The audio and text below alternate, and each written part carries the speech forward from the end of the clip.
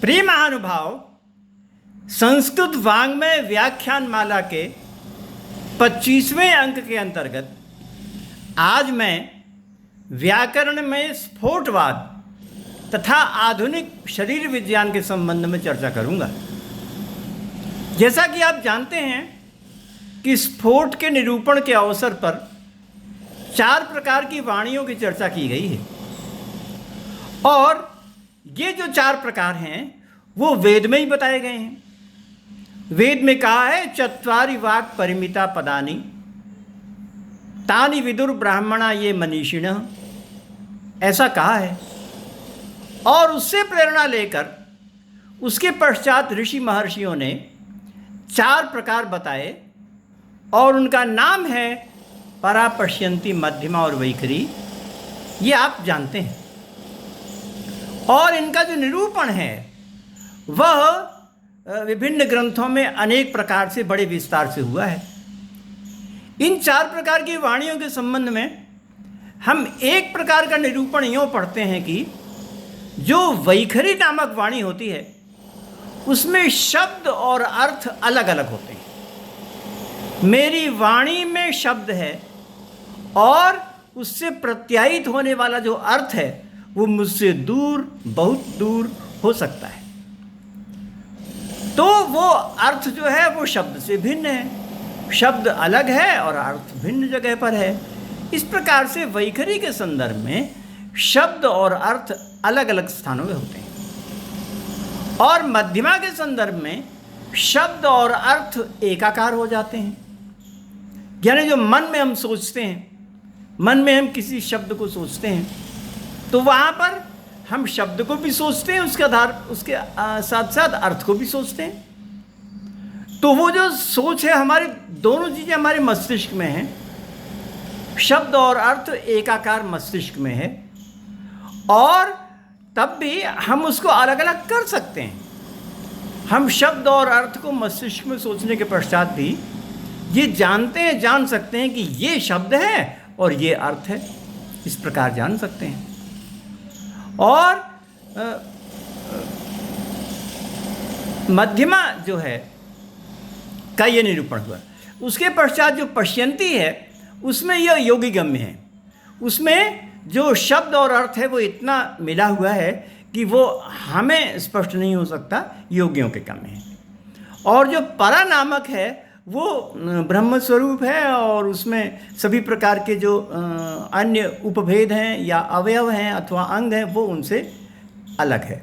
और इसका निरूपण वाक्यपदी में सबसे पहले किया गया है। तो ये एक निरूपण है जो कि विभिन्न ग्रंथों में प्राप्त होता है। इसके साथ ही एक निरूपण लघु मंजूषा में प्राप्त होता है और मंजूषा में जो इसका निरूपण किया गया है वह तंत्र शास्त्र के अनुसार किया गया है और उसमें जो भी बातें कही गई हैं वो बड़े संक्षेप में कही गई हैं और जब तक उसकी बड़े विस्तार से व्याख्या न की जाए अथवा आधुनिक शरीर विज्ञान के साथ तुलना न की जाए तब तक वो बात स्पष्ट होती नहीं है। केवल अध्ययन कर लेते हैं कि ऐसा होता है परंतु स्पष्ट नहीं होती। मैं कोशिश करूँगा कि शरीर विज्ञान के साथ मंजूषा में जो बातें कही गई हैं वो उसको मैं निरूपित कर पाऊँ। मंजूषा में ये कहा है कि जो परावाक है वो मूलाधार में स्थित होती है। परावाक मूल चक्रस्थ है और उसके पश्चात जो पश्यन्ति है वो नाभि में स्थित होती है और उसके पश्चात जो मध्यमा है वो हृदय में स्थित होती है। हृदयस्था मध्यमा जेया।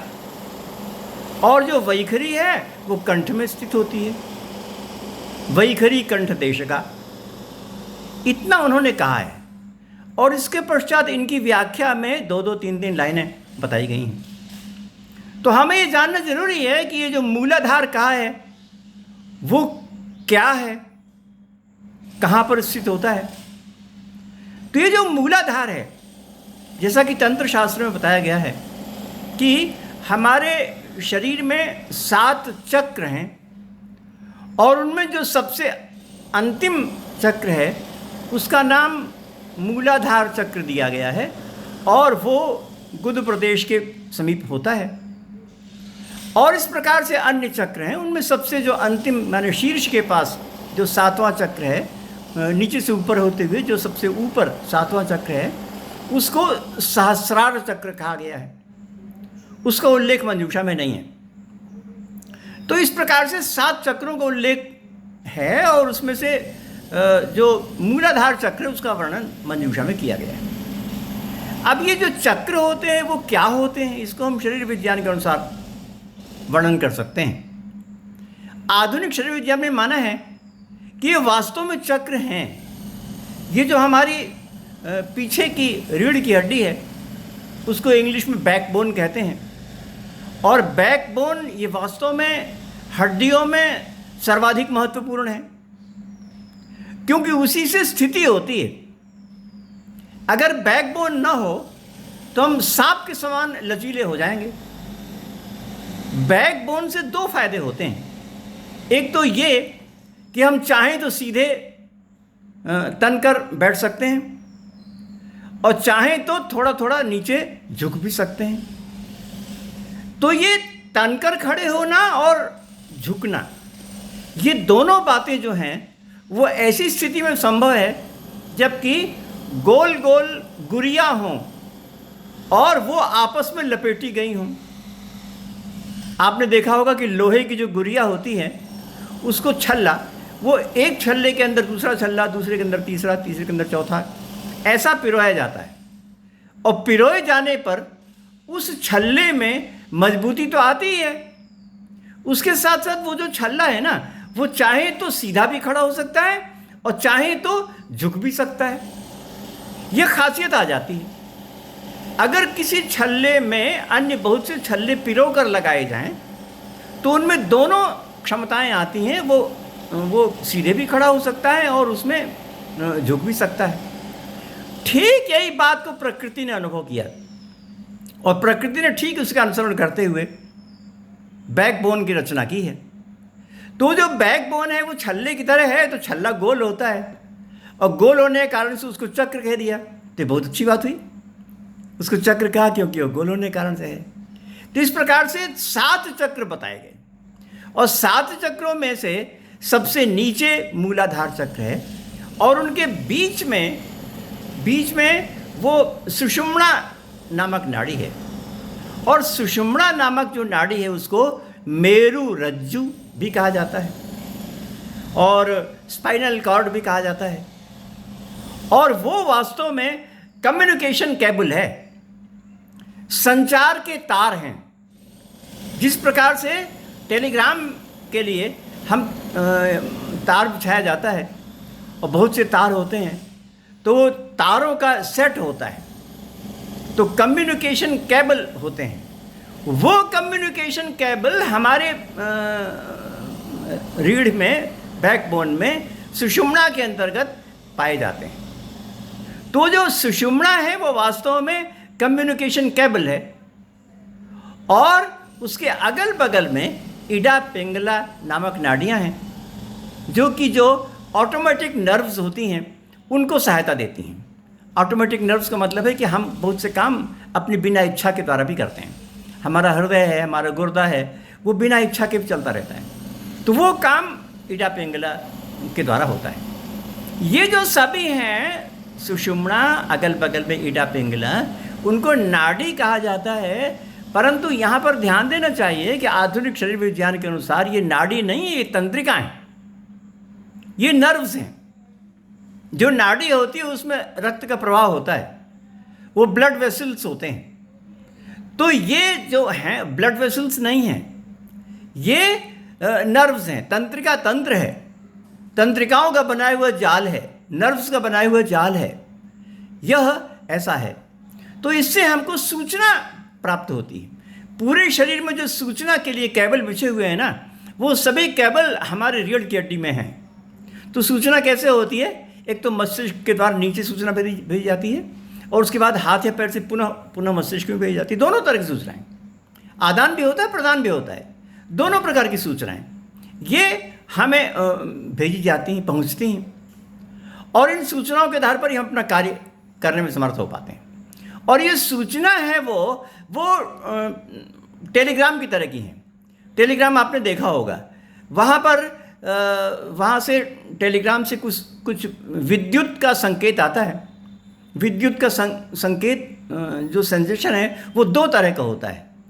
वैज्ञानिक कहते हैं कि वो डैश और डॉट दो तरह का होता है। केवल दो तरह का संकेत होता है, डैश और डॉट। उसी से संपूर्ण अक्षर को समझ लिया जाता है, बना लिया जाता है। ये जो टेलीग्राम में रहने वाला अधिकारी है वो डैश और डॉट के अनेक प्रकार के डैश और डॉट को देख करके वो उस तार में क्या लिखा हुआ है जान लेता है। और इसी प्रकार से शरीर में भी केवल दो प्रकार के सेंसेशन हैं, एक तो डैश और दूसरा डॉट। इससे हमारा जो शरीर है वो हमको क्या करना है वो समझ जाता है।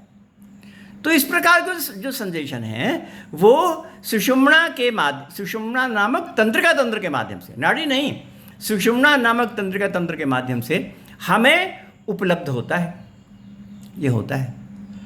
तो ये हुई मूलाधार की बात, ये संचार तंत्र की बात।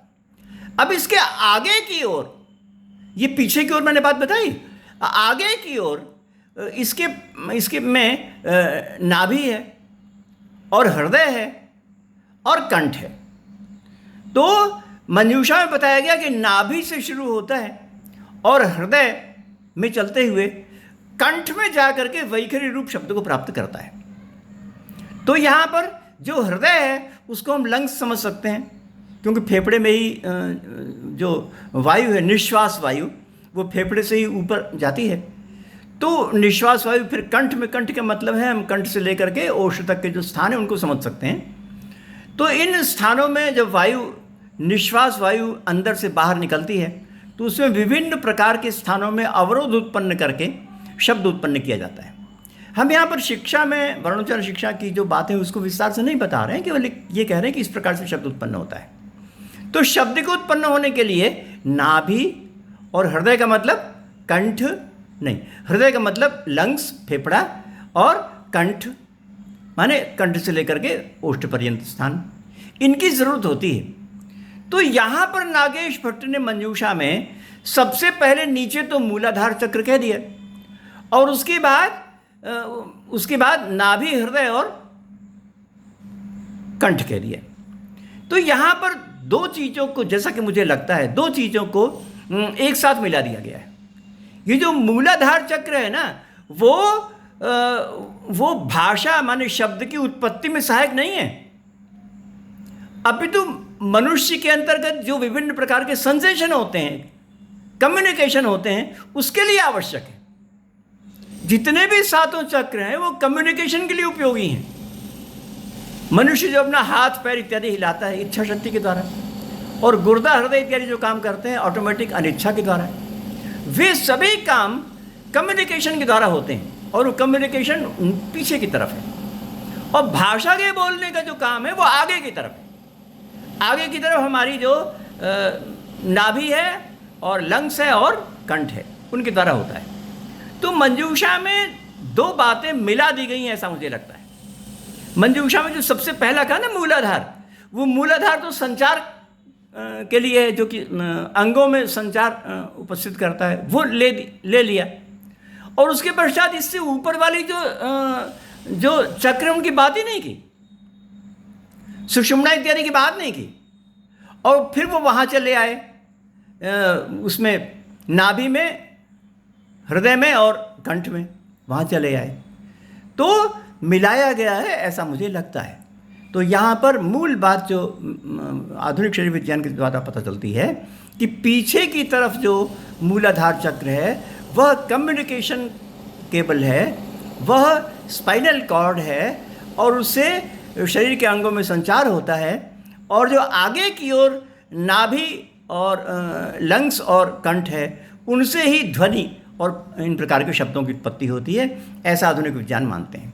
इसको किस प्रकार हम एडजस्ट करें यह आपके रिसर्च के ऊपर निर्भर है, परंतु जो वास्तविकता है, जो अभी तक तथ्य पता चल पाए हैं, वो इस प्रकार है। तो इस प्रकार हम दोनों चीज़ों का अध्ययन करके हम एडजस्ट कर सकते हैं, हम एक स्वरूप बना सकते हैं। इसलिए मैंने आपके समक्ष दोनों प्रकार का अध्ययन उपस्थित किया कि आधुनिक शरीर विज्ञान कैसा कहता है और प्राचीन ग्रंथों में कैसा कहा है, और उसका कुछ एडजस्ट करने का प्रयास किया। आगे आप इस पर और भी अध्ययन करके उसको भली प्रकार समन्वित कर सकते हैं।